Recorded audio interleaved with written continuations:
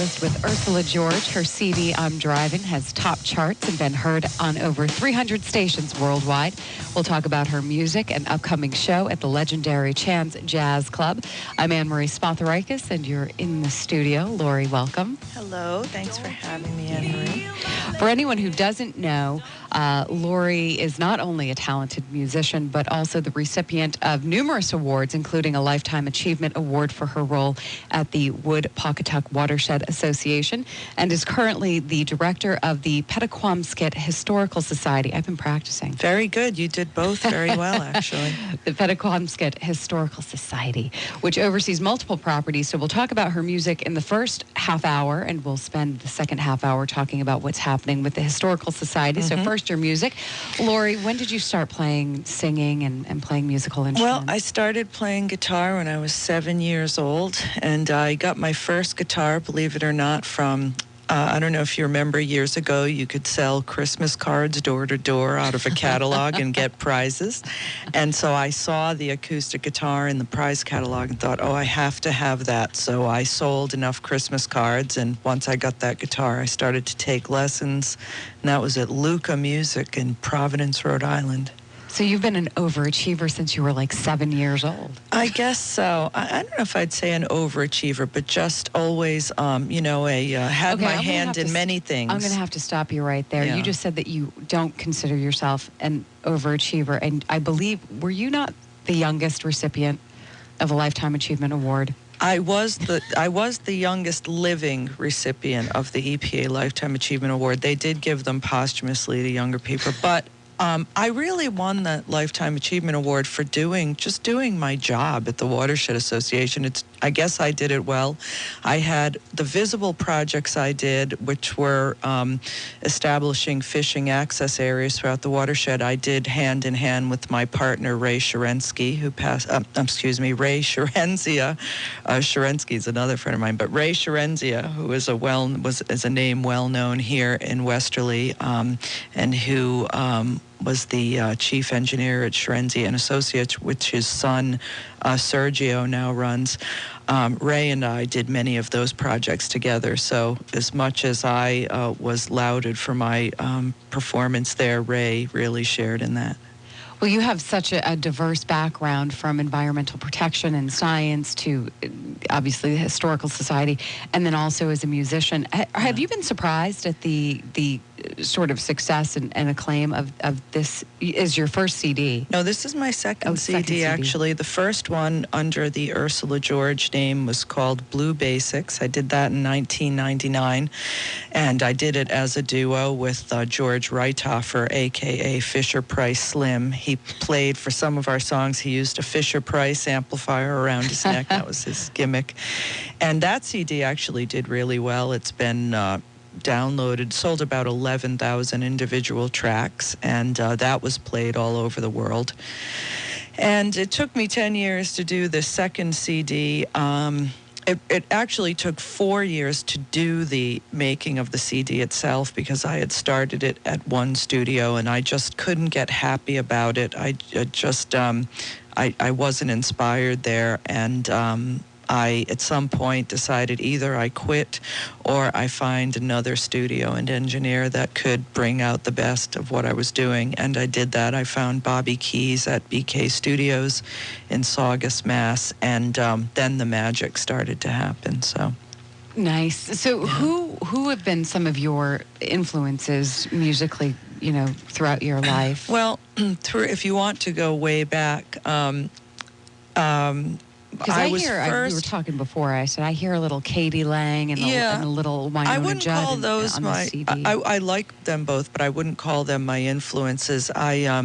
I was first exposed to blues music through rock and roll, through Eric Clapton and people like that, and then and Led Zeppelin. Those are all rock acts, British rock acts. What happened with the blues was the blues is a uniquely American art form. It goes back to the Civil War, and it is a type of music that is representative of the hardship of certain peoples of a period of American history. And it never was a real huge success in the mainstream here in America, but the English people really resonated with them. So they brought the blues artists over to, and by blues artists I mean Howlin' Wolf, Muddy Waters, Lead Belly, people of that genre of blues. They brought them to play in coffee shops in England. And then the British revival was born out of that, because groups like Led Zeppelin, The Who, the Rolling Stones, Cream, Eric Clapton grabbed onto that music, and then they made it famous in America. And so it really wasn't until the 60s and 70s that blues was starting to come into the mainstream.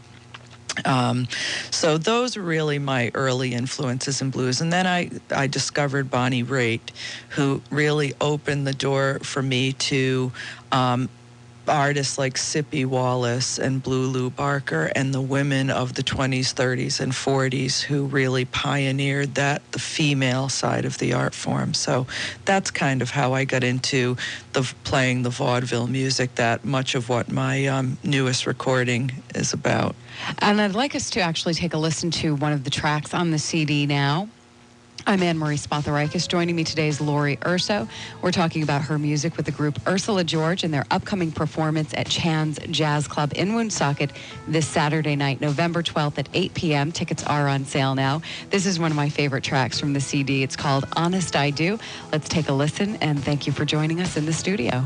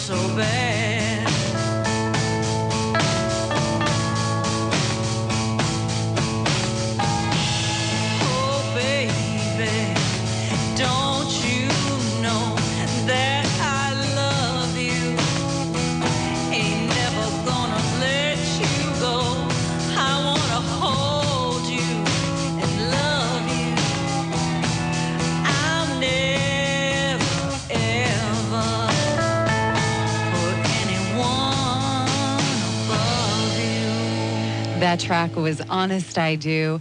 Lori, that's just fantastic. Thank Again, you. really, that's probably my favorite song on the whole that's CD. Nice. I told Lori beforehand, I said, I've been driving around for 2 days just singing my brains out in the car, listening to the music. I just love it. How do you choose the music? Honest I Do is a Jimmy Reed tune, and Jimmy Reed, speaking of my influences, is one of my biggest blues influences, and he was a huge artist for Chess Records in the 50s. He was the hit maker. And the Jimmy Reed sort of chugging rhythm, they called the rhythm that launched 1,000 hits. And if you listen to like the best of Jimmy Reed, you'd probably recognize a lot, but you might not think you do now. But so So I wanted that. That's really the Chicago blues era. There was a great migration of blues artists who moved from during the Jim Crow era from Mississippi in the South up to the North, which was a less hostile territory for them. And the music changed. It went from a very acoustic in nature to electric in nature. And then you had Muddy Waters, Howlin' Wolf, Junior Wells, and the big stars of the Chicago period. But Jimmy Reed was one of them. And that song is interesting because really Jimmy Reed was a guitarist and harmonica player, and that little riff in there, ba-ba-ba-ba-ba-ba-ba-ba, is the essential Jimmy Reed riff, and you'll hear it it's like the only lead he knew how to play. There's a couple of riffs and you hear them in all of his songs. But what we did in that song, because on I'm Drivin', which is the name of this CD, Marty, my husband, and I played all the instruments. We're the only two people on it. So, and tell people what your lead guitar, rhythm. I play rhythm guitar, lead guitar, and slide guitar, and sing, and Marty plays drums and piano. And so where Jimmy Reed would have played harmonica there, I played slide guitar. And the guitar that I'm using there was actually my grandfather's guitar. It's a 1934 Dobro, and it was an engagement gift from my grandmother to my grandfather in 1934. She put it on layaway and paid $1 a week for 75 weeks to Axelrod Music in Providence. Wow. So being that I'm the only descendant of my grandfather who plays guitar, I inherited that guitar. So I needed to find a song where I could record with that, and so I picked Honest I Do. It sounds like a perfect... Yeah. And now, also would like to note that at the show on Saturday, Ursula George does not do many performances. It's a specialty act. You won't find it in bars all the time.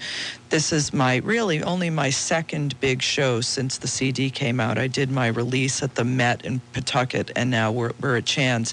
And for both shows, I've been somehow blessed to have Sugar Ray Norcia in my band. I don't know how I do it, because you don't really get to play with Sugar Ray unless you're in the Blue Tones, which is his band. And that band, Sugar Ray and the Blue Tones, is very well known here in Westerly because Ray he grew up in Pawcatuck, Connecticut, as did Neil Gouvin, his drummer, and he lives now in Rhode Island. But I had first asked his pianist, Anthony Gerasi, if he would do the show in Pawtucket, and he agreed. And Anthony's just the most phenomenal pianist, and he understands this period of music, so what he does to it is spectacular.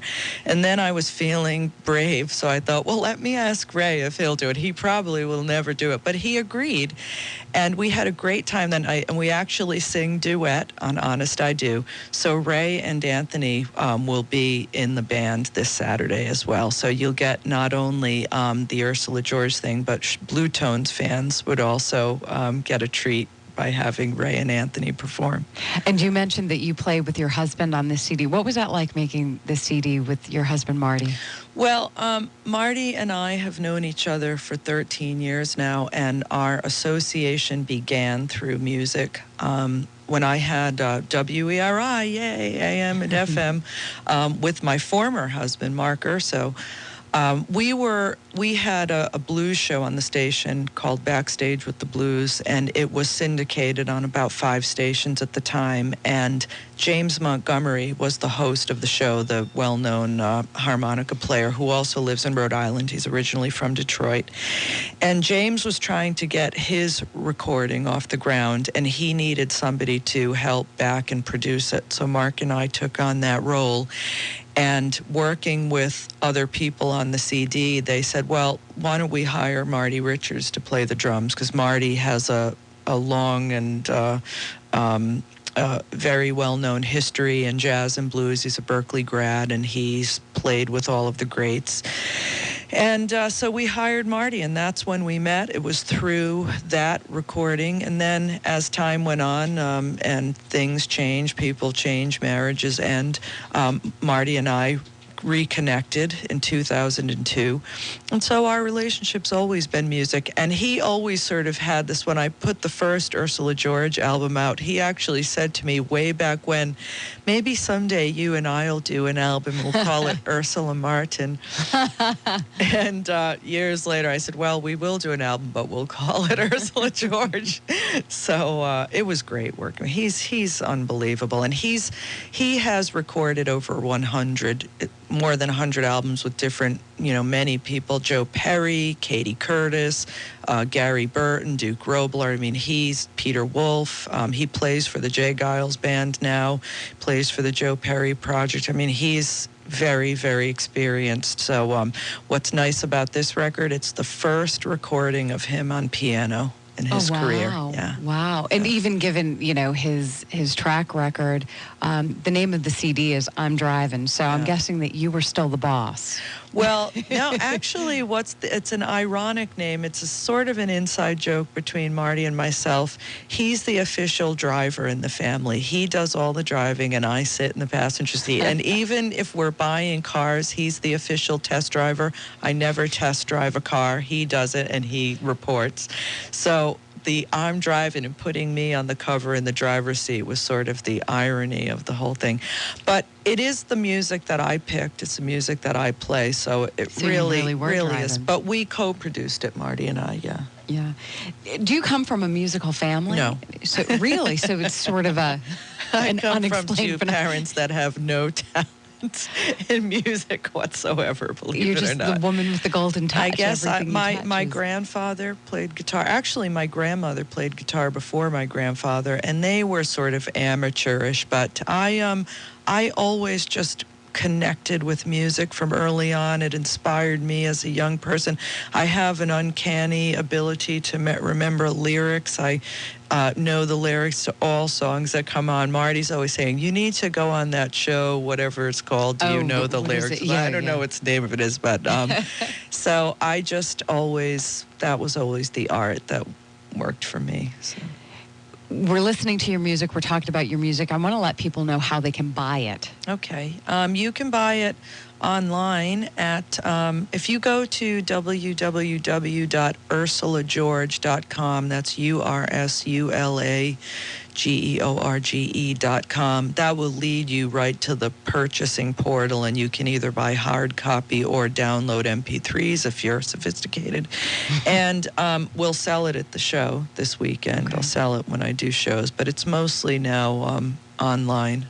Excellent. Mm-hmm. Let's see. We're about to go to break. So we're in the studio with Lori Urso, lead singer with Ursula George. They'll be performing, as she mentioned, this Saturday night at Chan's Jazz Club in Woonsocket. Tickets are on sale now. For more information, you can go to ursulageorge.com or click the like button on the Ursula George Facebook page. Here's Little Honey from the CD I'm Driving. We'll be right back with more from Lori Urso. I'm Ann Marie Spatharakis, and you're listening to In the Studio. Little honey, are you going